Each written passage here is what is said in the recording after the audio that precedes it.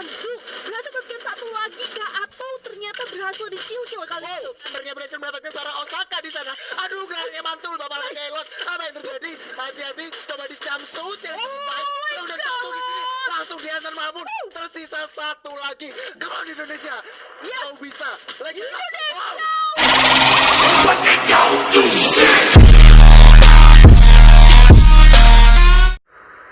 Ini dia pesawatnya dari arah Mil menuju ke Graveyard.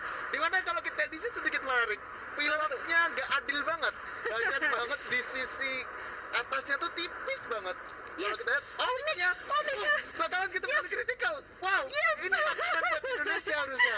Salah ya, Onyx. Ini yang gue bilang, menariknya juga si critical itu kalau misalnya di game pertama Liga Nasionalnya itu memang sempat turun di posisi arah Cape Town atau arah Kota Tua menuju Sentosa, walaupun ujung-ujungnya rotasi kedua mereka adalah ke Sentosa, dan sekarang dia bertabrakannya VOV-nya sama Onyx yang gue percaya Bisa. Indonesia yang udah natakin critical berkali-kali bisa lah, ayo. Bisa.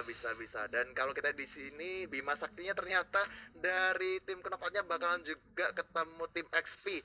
Dimana dari Ponggotnya udah melakukan spray ke arah Emerald tapi masih sedikit miss. Nah ini dia. Ini sebenarnya gue yakin dari critical-nya dia mau ke arah Sentosa seperti yang lo mention tadi. Iya emang pengen ke arah Sentosa. Cuman, itu rumah dia soalnya. Dibegal sama tim Onyx di sini. Yap, dan oke, kita geser dulu nih di itu ya, poin eliminasi. Tadi gue ngelihat kalau misalnya tim EXP ternyata lumayan berdarah-darah dan auto knockout berhasil mendapatkan juga. Ini menarik karena tim EXP ini adalah PR-nya Indonesia sekarang. Jadi perlu kita perhatikan juga nih gugur nggak gugurnya dia. Iya. Terus tapi yang sebenarnya patut digugurkan di awal tuh King of Gamer. Kau gitu dari tadi konsisten banget gitu loh. Jadi ini kalau misalkan dari KOG sampai match keempat ini masih konsisten, itu bahaya banget.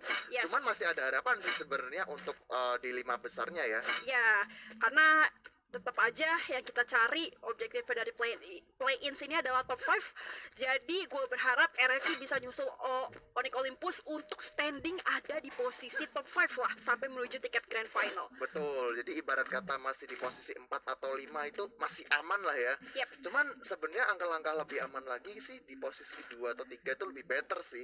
Ya, sini kita masih menunggu.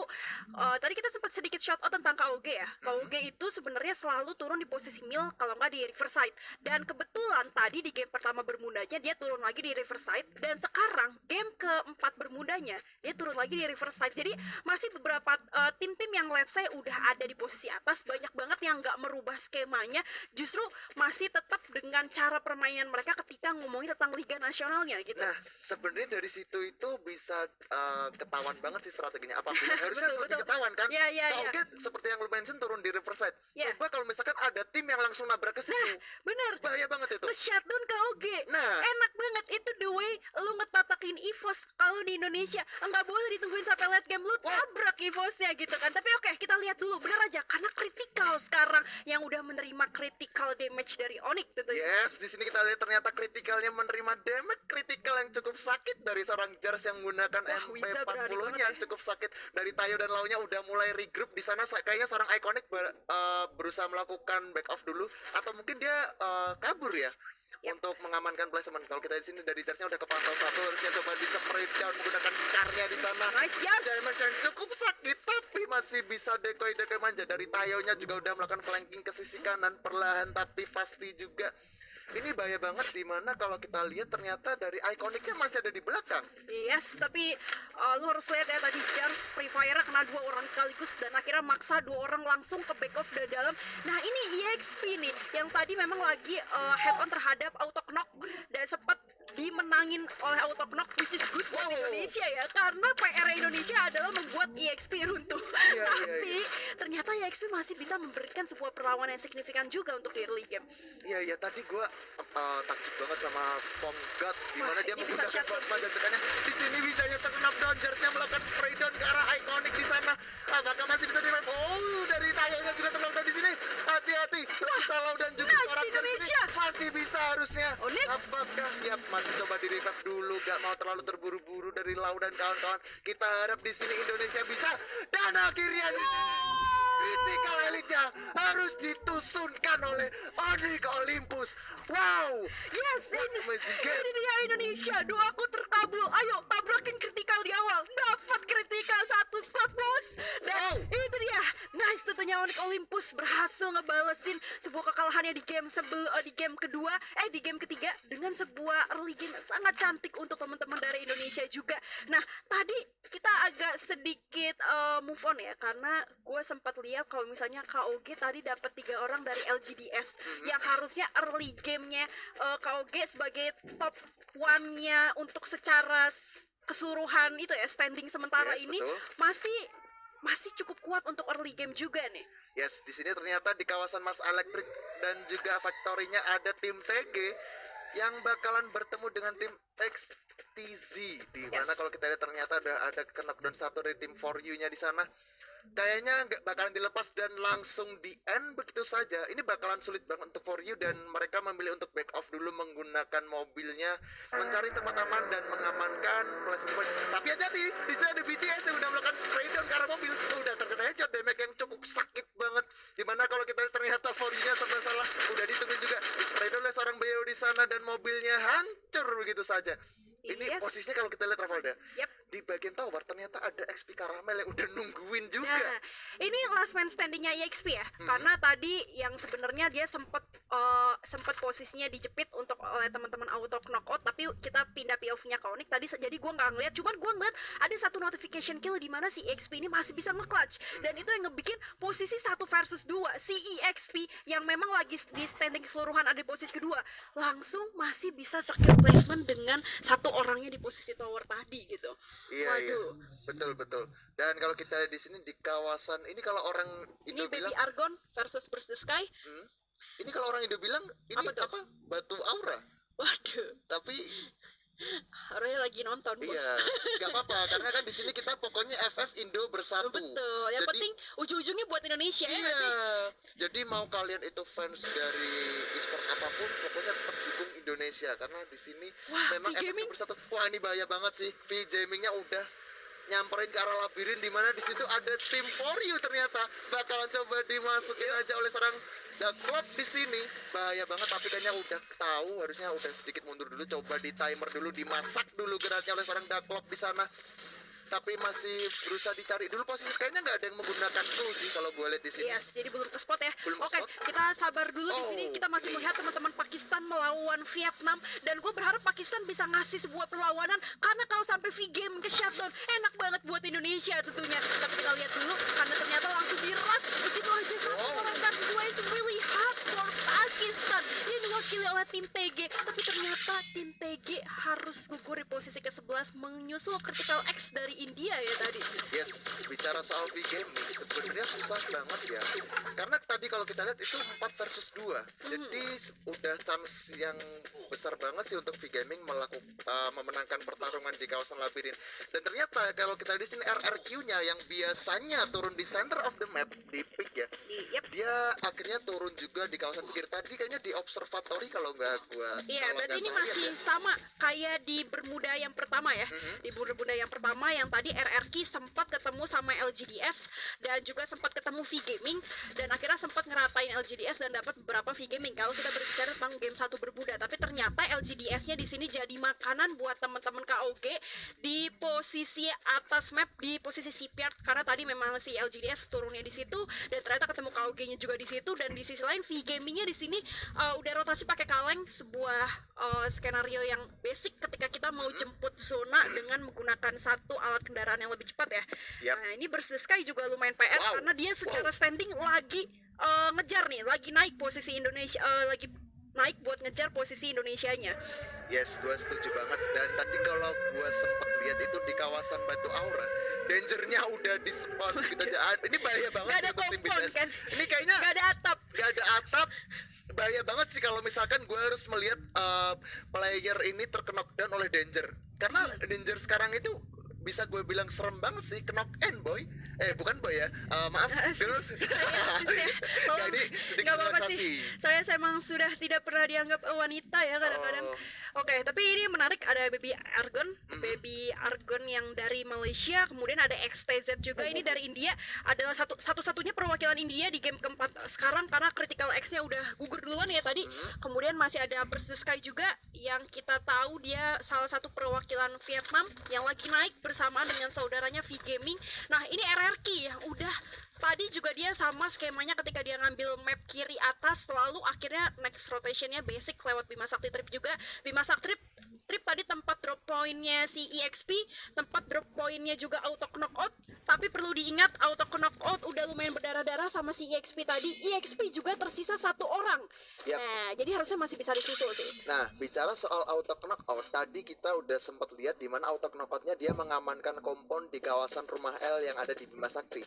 Tapi dari RRQ-nya nggak coba rotasi ke sana. Kayaknya dari tim RRQ-nya dia mungkin bakalan sedikit holding position di sini, atau mereka memilih holding position di kawasan rumah sabun yang ada di pik sana.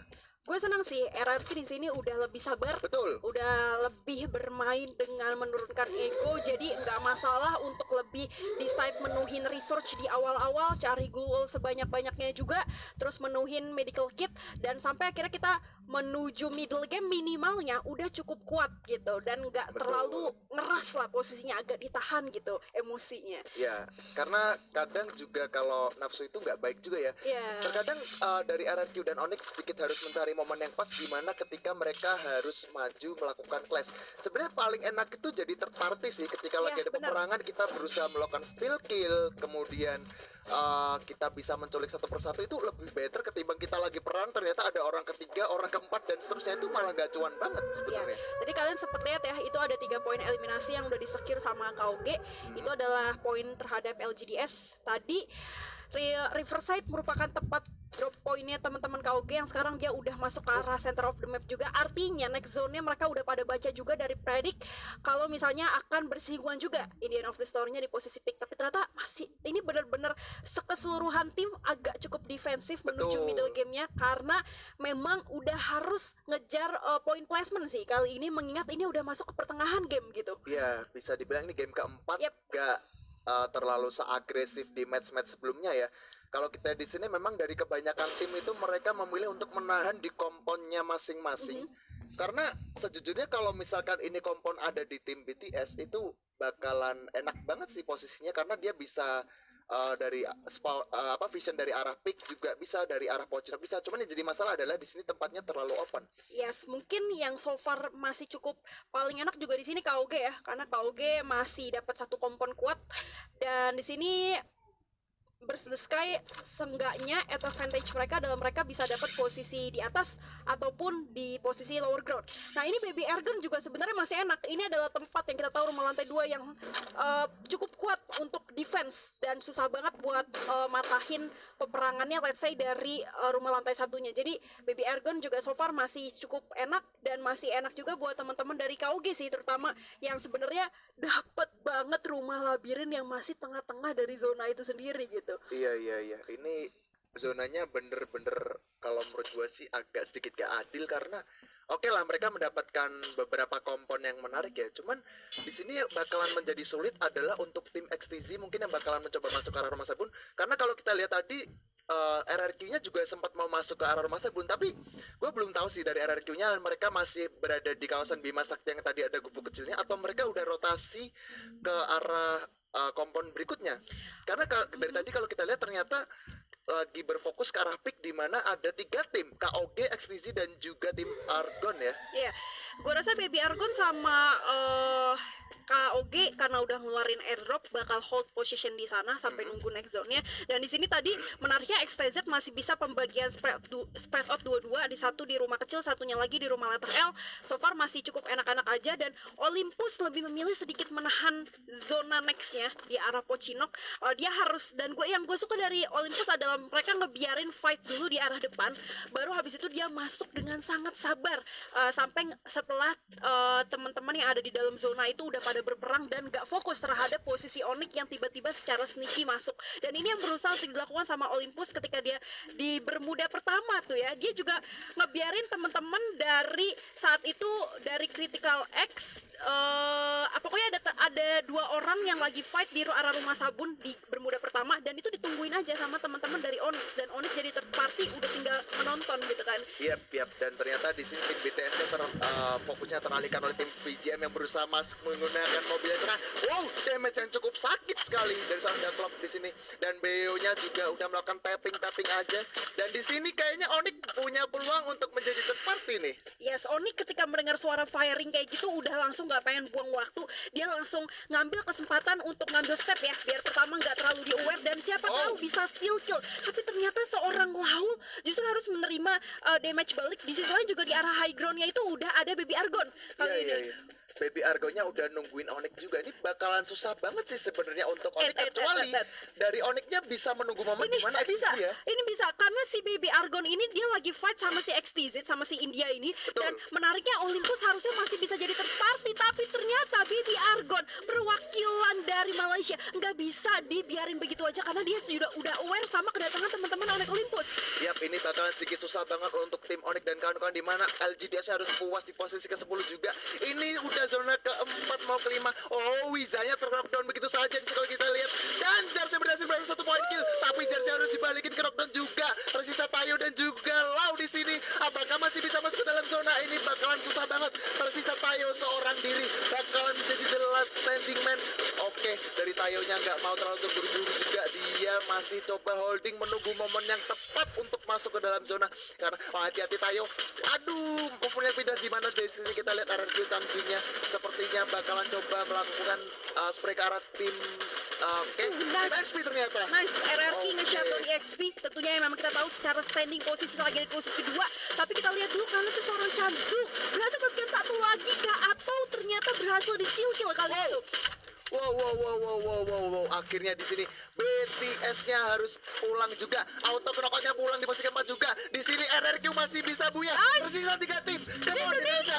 FF Indonesia bersatu. Come on, komen yang banyak guys. Pokoknya ini Indonesia harus bisa buya sih. 6 poin kill udah diamankan. Baby Argonya juga harus pulang. Tersisa 2 tim. Indonesia harusnya bisa sih. Tersisa RRQ dan juga tim KOG. Ini dia. Pulangkan KOG. Ya, let's go shutdown di KOG from Thailand tentunya, di mana seorang O'Connor juga udah cut split 3-1 karena berusaha untuk mensecure secara placement juga, dan O'Connor langsung memberikan sebuah sedikit spread out dari arah yang cukup jauh. Udah ada backup support juga dari 3 teman-teman RRQ Hades dari sisi kanan. Berhasil menok 1 orang lagi terhadap Thailand kali ini. So, Indonesia kita masih berusaha untuk lihat juga dari kapten kita Sangle Gawak yang berusaha untuk ngasih backup support dari sebelah kanan, tapi hati-hati di arah depan udah ada yang keras juga dari posisi KOG. Yes, kalau kita di sini lagi Elotnya masih mencoba melakukan distraksinya, coba di spray down di sana, coba dimasak dulu ke granatnya. Oh, kandernya berhasil mendapatkan seorang Osaka di sana. Aduh, granatnya mantul bapak lagi Elot. Apa yang terjadi? Hati-hati, coba di jumpsuit ya. Udah satu di sini, langsung dihantar Mahmud. Tersisa 1 lagi. Come on Indonesia. Kau bisa. Lagi. Wow. RRQ. Oh ya. Di posisi ke-1. Wow, what amazing game. RRQ Hades berhasil mendapatkan buyanya. Oleh Elot menjadi MVP dengan 7 poin kill. Wow. Ini